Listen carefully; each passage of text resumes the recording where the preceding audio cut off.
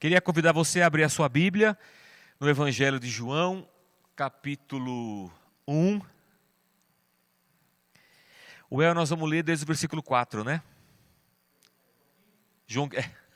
João 15, desculpa. Você que está em casa, o João é 15, tá? Eu falei 1, mas é 15. O El já olhou preocupado para mim e falou, meu Deus. Está desde o versículo 4 aí, não é, Débora? Joia. Então nós vamos João 15, a partir do versículo de número 4. Nós vamos ler a palavra de Deus. Eu estou abrindo aqui, estou fazendo hora para abrir o trem aqui. O computador a válvula e elas estão esquentando. Devia ter ligado antes. A pessoa em casa está pensando assim, devia ter ligado antes já. Eu sei, irmão, você tem razão. Você sempre tem razão. É que a gente aqui, às vezes a gente come bola e tudo mais. Mas está tudo certo. Hoje é dia 23 de maio.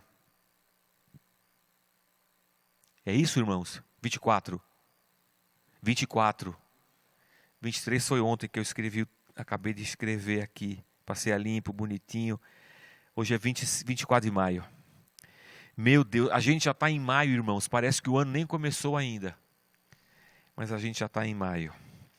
Então vamos lá. João capítulo 15, versículo 4. A semana passada, a nossa conversa também esteve em João no versículo 4, quando João diz, permanecei em mim. E essa foi a palavra da nossa pregação, né? O permanecer em Deus. E usamos um texto de Paulo aos Colossenses para falar disso. E hoje nós vamos aqui a João. Diz assim o texto: eu sou a videira verdadeira e meu pai é o agricultor. Todo ramo que estando em mim não dá fruto, ele corta. E todo que dá fruto, ele poda, para que dê mais fruto ainda. Vocês já estão... desculpa. Desculpa, irmãos. Essa quarentena, ela tem abalado os meus neurônios. São poucos, mas eles estão abalados. É versículo 4. Débora, versículo 4. Versículo 4. Desculpa, Sueli. Desculpa, Jorge. Desculpa, todo mundo que está em casa. Marcão, Haroldo, todo mundo. Desculpa, Carlão, Rociane. Versículo 4. Desculpa, Edson. Desculpa aí. Permaneçam em mim. Agora vai, hein? Permaneçam em mim e eu permanecerei em vocês. Nenhum ramo pode dar fruto por si mesmo se não permanecer na videira. Vocês também não podem dar fruto se não permanecerem em mim. Eu sou a videira, vocês são os ramos. Se alguém permanecer em mim e eu nele, esse dará muito fruto, pois sem mim vocês não podem fazer coisa alguma. Se alguém não permanecer em mim, será como o ramo que é jogado fora e seca.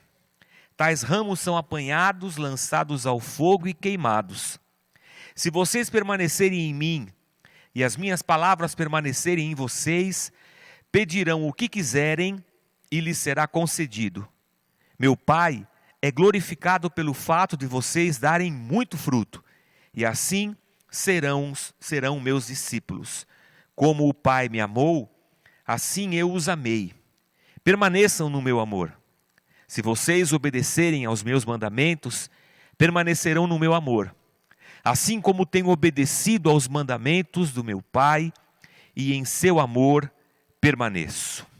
Pai, nós clamamos a Ti nessa manhã, e Te pedimos, ó Deus, fala ao nosso coração através da Tua palavra, Senhor. Na liberdade do Teu Espírito, ministra-nos. É o que pedimos em nome de Jesus. Amém. Amém. Muito bem. O que a gente quer falar hoje, o que eu quero tentar falar para vocês hoje, é o que está no versículo 4 desse texto. Sem mim, nada podeis fazer. E nós lançarmos o nosso olhar sobre esse texto e nós buscarmos o entendimento do que Deus quer falar com a gente a respeito disso aí. Num dos nossos bate-papos entre os pastores aqui da Casa da Rocha, exatamente debruçados sobre esse texto, o Fábio Ito falou sobre o paradigma da religião, o modelo da religião.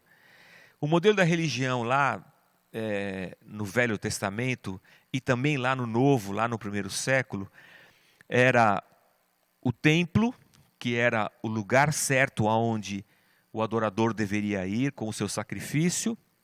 O sacrifício que seria entregue, havia um sacrifício certo para cada ocasião. Havia um sacerdote lá no templo, que era a pessoa certa para oferecer o sacrifício. E para tudo isso havia um dia certo, que era o sábado. Então, nesse modelo do templo, que é o lugar certo, do sacrifício, que é o que eu entrego, do sacerdote, que é a pessoa certa, do dia, que é o sábado, há um modelo aí. E esse modelo permanece nos nossos dias. A gente também tem isso. Eu não posso dizer que tem o sábado, mas se você assistir televisão, se você ouvir o rádio, você vai ver muito disso. Olha, venha no dia tal, porque nesse dia Deus vai liberar um mover, um milagre. Às vezes eu fico me perguntando, se Deus tem isso e já te deu, por que você não solta logo, não ora logo, não libera logo? Não, você tem que vir aqui porque é um lugar certo. Parece que é aqui que Deus vai se manifestar. No nosso caso, em São Paulo, Deus está lá na Celso Garcia. Ele não está em nenhum outro lugar a não ser na Celso Garcia. É lá que ele está. É aqui, é número tal, endereço tal e tal, o lugar certo. E parece que tem uma pessoa certa também. Se o modelo do Velho Testamento era esse, parece que hoje em dia também tem. Se aquela pessoa orar, se aquele irmão orar, se aquele pastor, parece que a pessoa certa para orar por você faz toda a diferença. Como se Deus estivesse mais naquela pessoa do que em qualquer outro lugar. Como se Deus precisasse daquela pessoa para fazer qualquer coisa. Mas também nesse modelo de espiritualidade tem o meu sacrifício que deve ser entregue também. Tem o carnê disso, o carnê daquilo, tem a oferta disso, a oferta daquilo, o desafio disso, o desafio daquilo. Tem uma oferta certa para cada situação que você precisa. Se você der essa oferta, então Deus vai liberar o milagre. Só depende de você. Ainda que a sua oferta seja um movimento descomunal, para você sair da onde você está, doente, enfermo, pegar uma condução, ir lá para não sei aonde, para o lugar certo, para a pessoa certa, fazer o sacrifício certo, para Deus liberar alguma coisa. A impressão que nós temos é que esse mecanismo, esse modelo religioso, ainda está vivo hoje. E as pessoas se relacionam com Deus a partir desse modelo. Mas aí vem Jesus em João 15 e parece que ele destrói tudo isso. Porque em João 15 ele diz, eu sou a videira, vós os ramos. Ele faz uma metáfora para falar da nossa espiritualidade, que é uma coisa muito orgânica, natural. Eu sou a videira, vocês os ramos. Vocês estão ligados a mim todo dia. Não tem um dia específico onde eu encontre Deus mais propriamente, mais, sabe, com propriedade, assim. Porque eu estou ligado a Deus todo dia. Se eu parar um pouco para pensar que o templo naquela época era o lugar onde as pessoas sabiam que Deus estava, agora que Deus estava no meio deles e Deus era Jesus, Deus encarnado, então Jesus era o templo. Não havia um sacrifício certo. Jesus agora é o sacrifício certo. Também não é um sacerdote certo, porque Jesus é o nosso sumo sacerdote diante de Deus. E também não tem um dia certo, porque estamos ligados a Ele todos os dias. Então, em Jesus Cristo, a nossa espiritualidade recebe uma ressignificação. Em Jesus Cristo, não existe mais um lugar, porque é em Jesus e todos os dias, a partir do sacerdócio universal de todos os cristãos, que nós exercemos a nossa vocação, a nossa piedade, a nossa missão, que nós frutificamos a partir dele, ou seja, a nossa espiritualidade, ela se manifesta na nossa vida, todo dia. Em todo tempo, Deus está em nós, fazendo com que nós, os ramos, frutifiquemos para a glória e honra nele, e honra dele. Por isso que Jesus diz, permaneçam em mim. Porque se nós não permanecermos nele, e eis aí o motivo da nossa pregação hoje, nós não podemos fazer nada.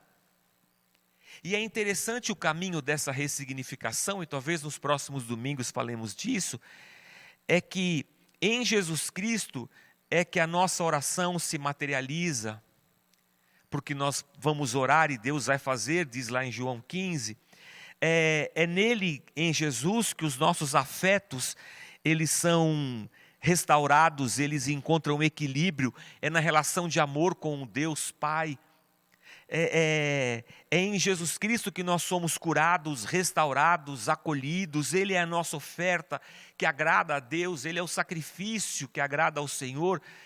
Então toda a nossa vida e todo o modelo de religião é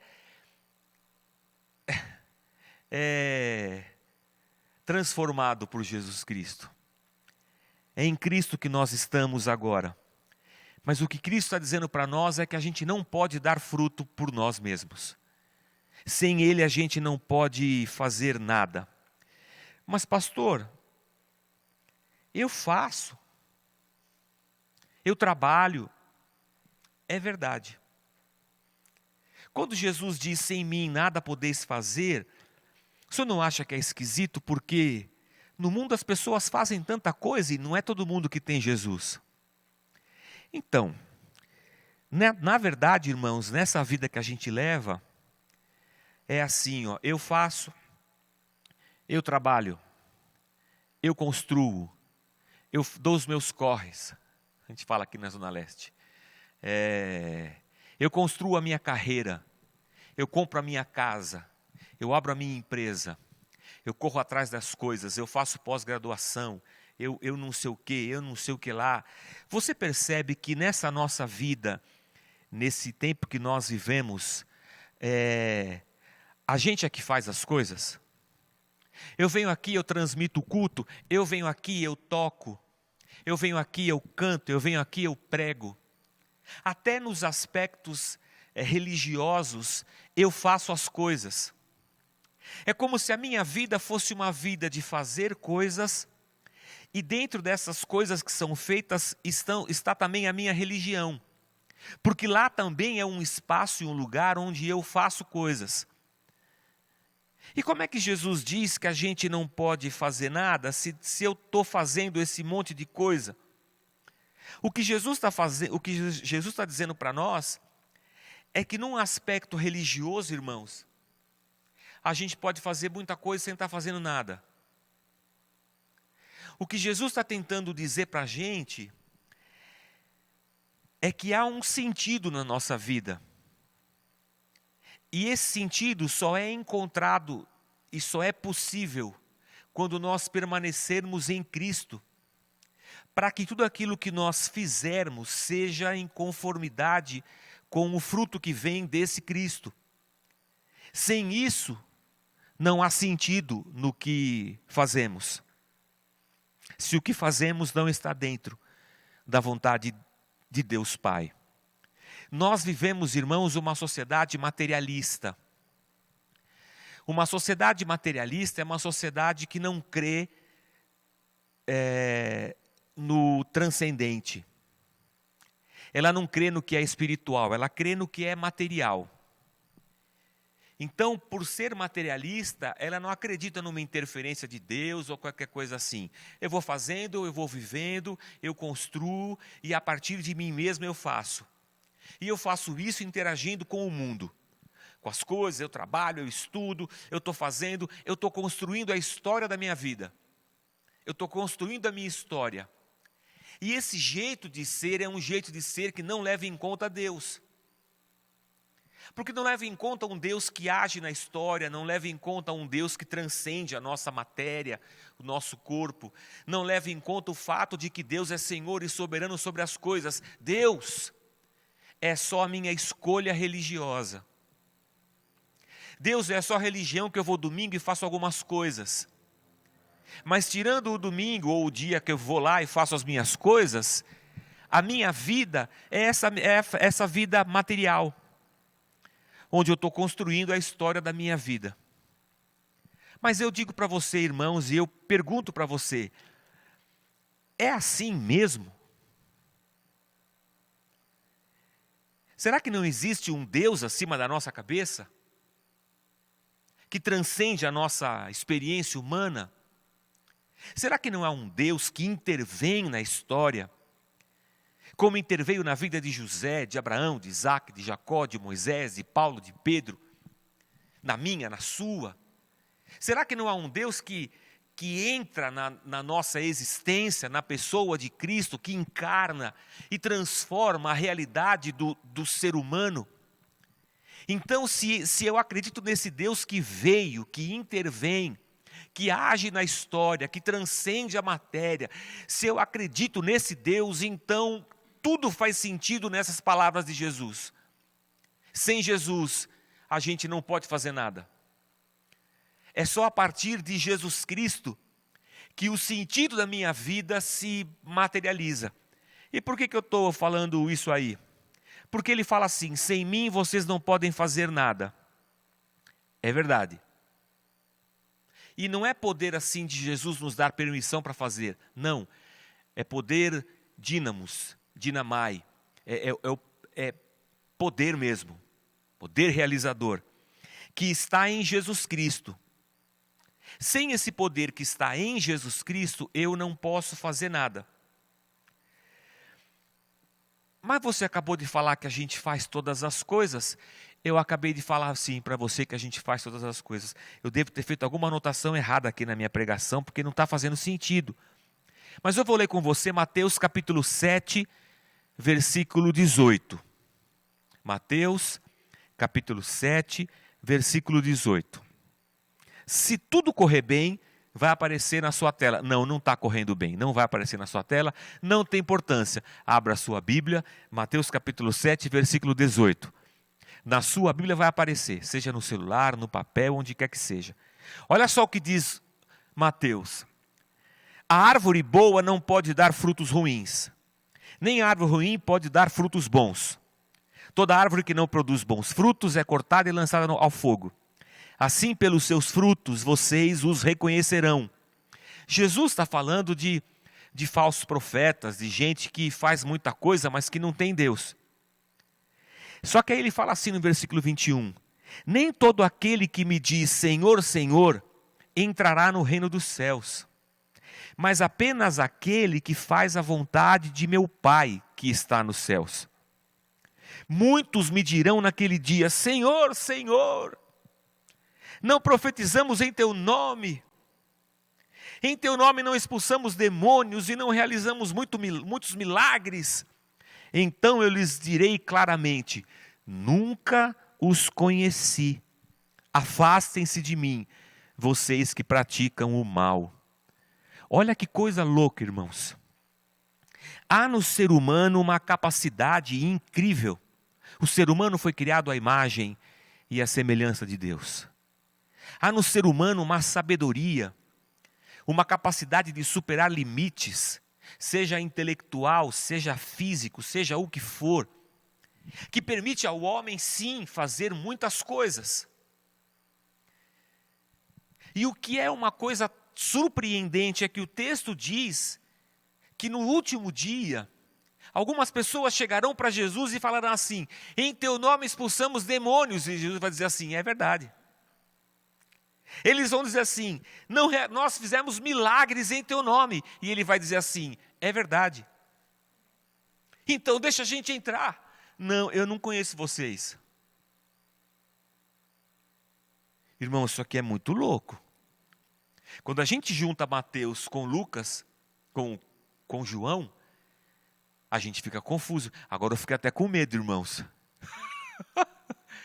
Eu fiquei com medo agora. Não, mas não é para ficar com medo.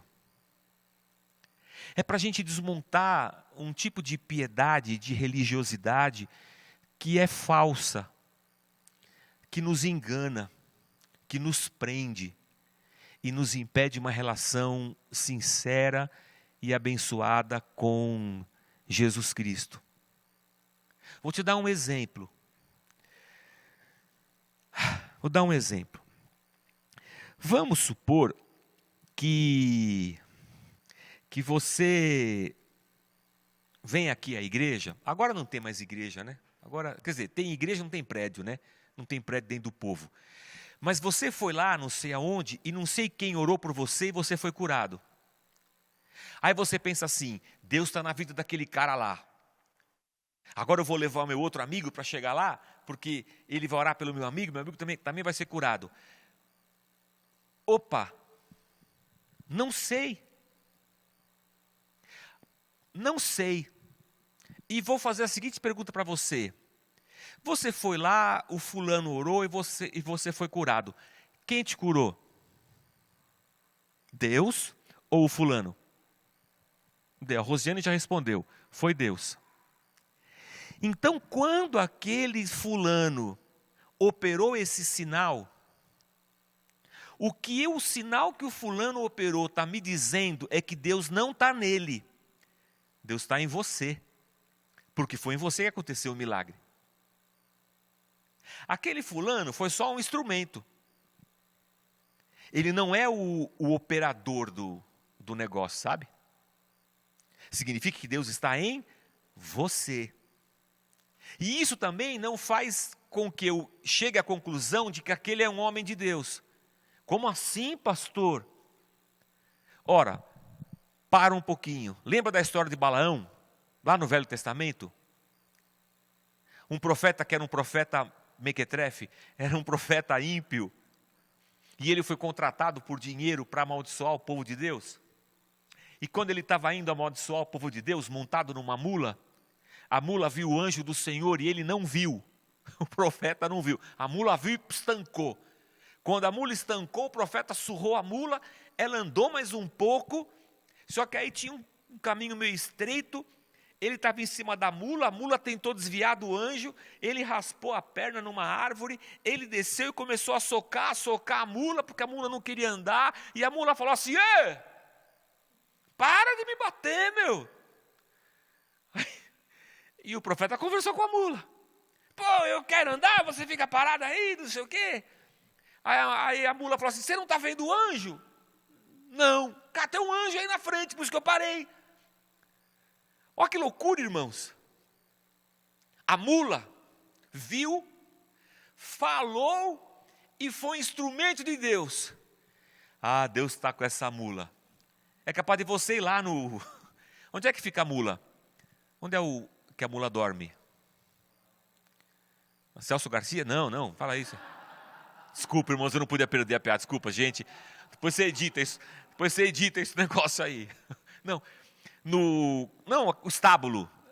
Estábulo é lugar de mula. Então, aí você vai lá na mula e fala, ó, Santa Mula, trouxe meu colega agora para você enxergar se alguma coisa na vida dele. Não, cara.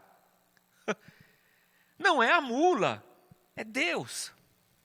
Assim Deus usou a mula, Deus usou Balaão, Deus usou Ciro, rei da Pérsia, para abençoar o seu povo. Deus usou Saul para profetizar. Deus usa as pessoas, e isso é sinal de que Deus é Deus. O sinal só mostra que há um Deus do céu. O sinal mostra que há um Deus nos céus e que é Senhor sobre a terra. Não sou eu quem faço, é Deus quem faz. E Jesus fala sobre o que nós fazemos e o que nós frutificamos. E o que nós frutificamos, irmãos, também não vem de nós, porque o ramo, disse Jesus, não pode dar fruto por si mesmo. Eu não estou dizendo que nós somos uns inúteis. Eu estou dizendo que há uma espiritualidade diferente, que há um sentido diferente para a nossa existência, para a nossa vida, que transcende a nós. Eu estou dizendo que estamos ligados a Cristo, há um motor na nossa vida. Há uma vida que corre nas nossas veias, que não é nossa e que não vem de nós. Não somos autônomos, não somos donos ou deuses das situações. Estamos ligados a Jesus Cristo. Podemos até na capacidade humana fazer muitas coisas, mas isso não significa que há uma significância para a nossa vida, um sentido, ou que estamos fazendo a coisa certa. Não. O que o texto mostra para a gente é que assim, o fruto, disse Jesus, ele vem da videira. E Paulo vai dizer que o fruto na vida do servo de Deus é o amor, a misericórdia, a benignidade, a bondade, a compaixão, o domínio próprio. Um monte de fruto que é do Espírito, é de Deus. Mas esse fruto brota na gente, seres humanos. E aí Mateus vai dizer assim, pelo fruto você vai conhecer quem é a pessoa, não pelo sinal que ela fez. Porque não foi ela que fez, foi Deus. Porque até uma mula pode fazer, porque não é a mula que faz, é Deus quem faz. Mas o fruto só está frutificando no ramo, só tem broto brotando no ramo, se esse ramo tiver enxertado na videira. E se dela estiver brotando alguma coisa nesse ramo. E como é que a gente sabe qual é o fruto? A gente olha para Gálatas. Aquela pessoa está frutificando amor, misericórdia, compaixão, domínio próprio. Quando eu olho para esses frutos, eu falo assim, puxa, aí eu vou dizer assim, Deus está nessa pessoa. Não pelo que ela faz, pelo que ela é. E o que ela é se reflete no que ela faz. Então, se hoje alguém for curado do Covid-19, vou dizer, milagrosamente, vou dizer, a Deus no céu.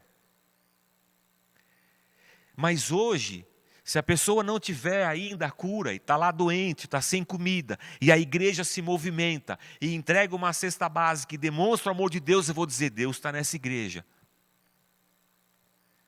No fruto, na manifestação de Deus, que faz com que os ramos brotem, e o que aquela igreja faz é fruto do que ela é, um ramo da videira que é Jesus Cristo. Isso significa, irmãos, que tudo que eu fizer na minha vida tem que ter um sentido na videira em que eu estou ligado. Tudo. A religião não é alguma coisa que eu faço, não é uma das escolhas da minha vida. Na verdade, eu só estou vivo porque Deus tem soprado sobre mim. Só há sentido na minha existência em Deus.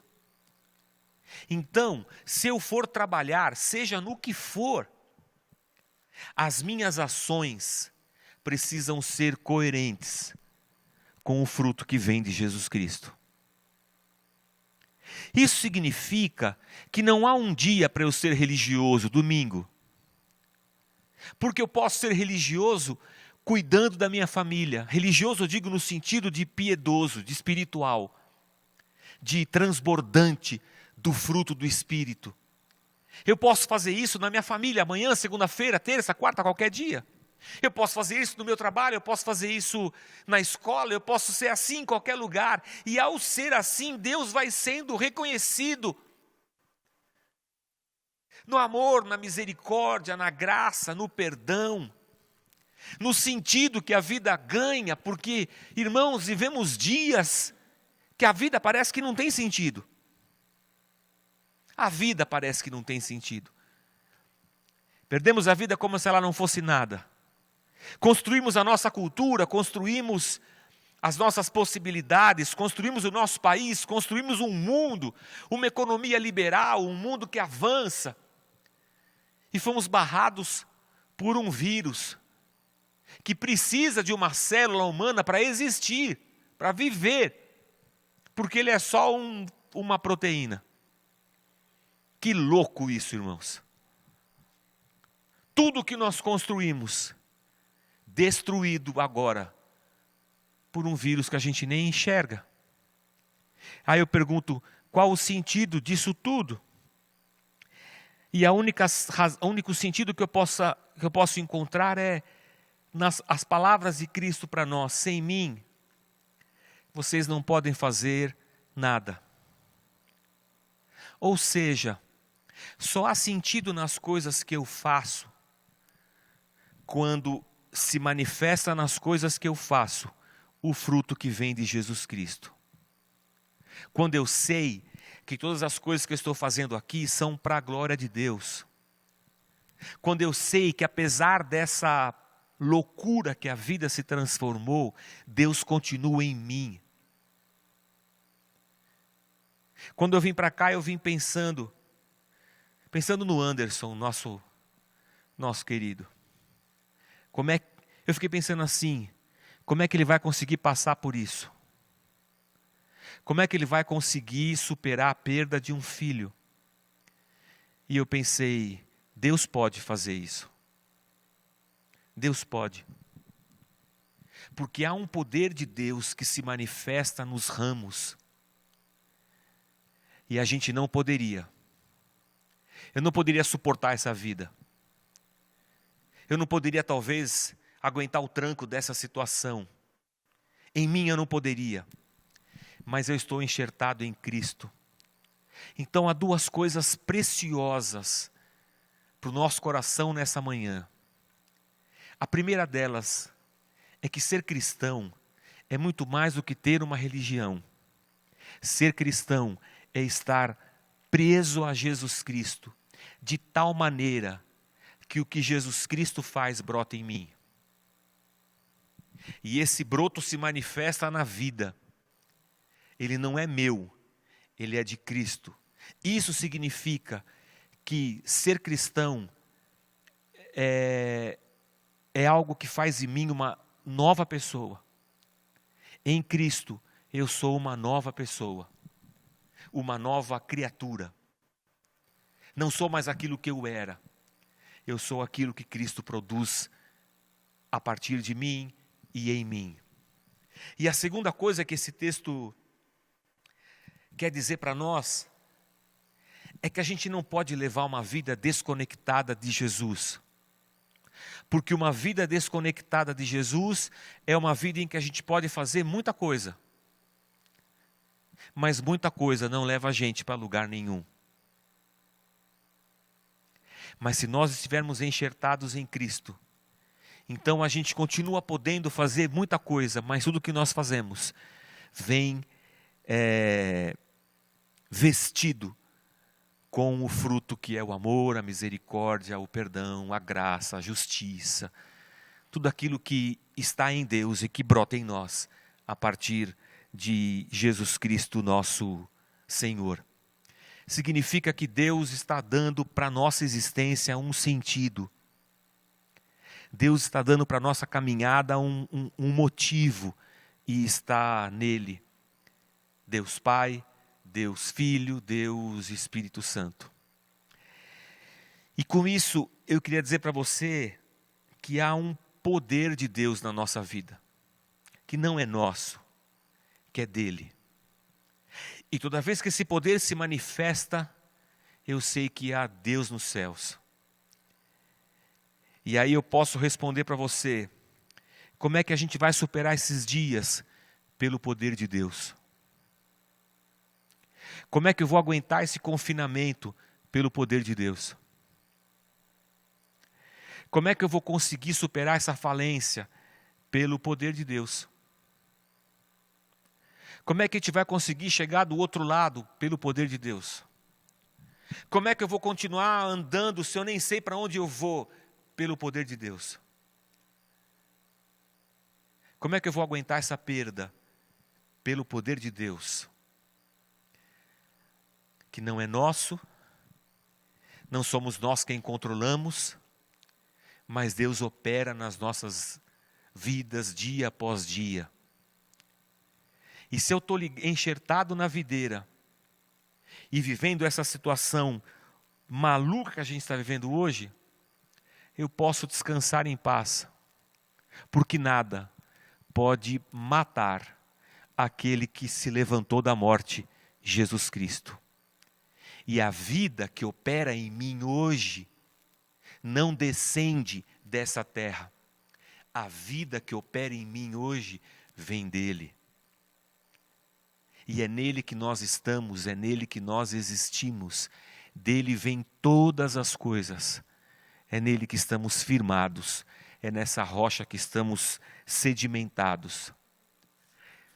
Mas nós vamos sofrer, pastor? Provavelmente. Vai ser difícil? Já está sendo. Muitos vão perder emprego? Muitos. Muitas empresas vão falir e já estão falindo. Os mais ricos vão ficar mais ricos ainda? É provável, a gente vive num mundo corrupto. Tem muita gente aproveitando essa situação para ganhar dinheiro. É um negócio insano, né? A desigualdade social vai piorar? É possível que piore. E nós vamos estar no meio disso tudo? Nós vamos estar no meio disso tudo. E no meio disso tudo, estaremos frutificando o fruto do Espírito, para que todos ao nosso redor sejam alcançados e saibam que Deus existe. E Deus estará operando em nós, para que todos saibam que há um Deus acima de todas as coisas. E no meio dessa história toda, nós, olhando para tudo, temos a nossa fé alimentada, a nossa esperança renovada, porque sabemos que estamos em Cristo e Cristo está em nós. Estamos nele todos os dias, porque ele não é a nossa religião, ele é a nossa vida. Ele não é uma religião de um dia que eu vou, ele é Deus em mim todo dia. Amanhã, quando você acordar, Deus estará manifestando em você o seu poder. Fica tranquilo. O que você precisa é permitir que o Espírito Santo transforme a sua vida. Que a cada dia você morra um pouquinho e que você frutifique Jesus. Que você frutifique o Espírito, que você frutifique Deus. E assim a nossa vida encontre sentido e a gente encontre razão para a nossa existência e para a nossa caminhada. Que Deus nos abençoe. Vamos orar? Será que a gente pode cantar mais uma canção? Tinha mais uma, não? Ah, tem um monte, né? Muito bem.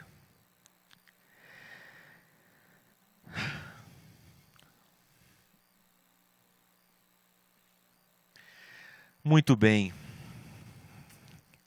Eu vou orar, o Henrique Marcão, e eu vou lá para a porta, porque aí as pessoas, quando forem saindo, eu vou cumprimentando. E enquanto vocês cantam a última, é o pós-lúdio que chama, né? Pós-lúdio. Tá bom. Oremos, irmãos, feche seus olhos em casa. Meu Pai, nós oramos a Ti nessa manhã. Agradecidos, Senhor, preocupados, ansiosos, temerosos, angustiados. Oramos com o nosso coração, Senhor, machucado pelas notícias, pelos amigos, pelas perdas, pelas incertezas, pela insegurança. Mas ao mesmo tempo, Senhor, oramos com o nosso coração esperançoso, firme, confiando em Ti, Pai. Oramos sabendo que Tu és Senhor sobre todas as coisas, que estamos enxertados na videira e ninguém pode tirar a vida que está em Cristo, porque Ele é a vida. Então não há nada nesse mundo que possa tirar a nossa vida, porque a nossa vida vem de Deus, de Cristo, não vem desse mundo. Deus, faz disso uma verdade no nosso coração, Pai. Que os nossos pés estejam firmados sobre a rocha que é Jesus Cristo. Que o Teu poder nos revista para nós avançarmos nesses dias. Nos dá, Senhor, capacidade para andarmos dia após dia, Senhor. Que firmados no Teu poder, Senhor, a gente consiga encontrar razão e sentido um dia depois do outro. Que pelo teu poder, Senhor, a gente consiga no deserto da vida encontrar maná e água, sobrevivermos. E assim, Senhor, te bendizermos por tudo e sempre. Nos abençoa, Pai. Abençoa aquele que está em casa e precisa do teu poder. Abençoa aquele que está em casa e está convivendo com a morte. Que eles possam suportar, Senhor. Aqueles que estão em casa convivendo com o medo porque tem um parente infectado, estão infectados. Senhor, que o teu poder esteja ali. Que o teu poder esteja na vida daquele que já perdeu o emprego, que já está sem renda, que não tem o que comer, que está aflito, angustiado, Senhor. Que o teu poder esteja nele também. Que o teu poder se mova, Pai, nesse mundo, nesse país. O Senhor usou uma mula, Senhor. O Senhor pode usar qualquer pessoa, em qualquer situação. Por isso a gente te pede, Senhor, move-te na direção do oprimido, do fraco, do aflito, do cansado. Para salvar, para transformar, para restaurar. Eu oro por aquele que precisa de Cristo, Senhor. Que encontre em Ti um novo nascimento, uma nova esperança, uma nova razão, encontre vida. Eu oro por nós, Senhor, para que frutifiquemos, Pai. Que o Teu Espírito Santo nos visite no profundo do nosso ser. E que a cada dia, Senhor, o nosso velho homem seja sepultado. Porque sem Cristo, meu Deus, a gente não pode fazer nada. Então que de Cristo venha o Teu poder, Senhor. Que do Espírito venha o fruto. Nós nos arrependemos no pó e na cinza. E pedimos, tem misericórdia de nós, Pai. Usa-nos, transforma-nos. Que o Senhor seja exaltado no nosso meio, na nossa comunidade. É o que nós oramos, Deus, agradecidos. Despede-nos, ó Pai, para uma semana bendita na Tua santa presença. Em nome de Cristo oramos. Amém, Senhor.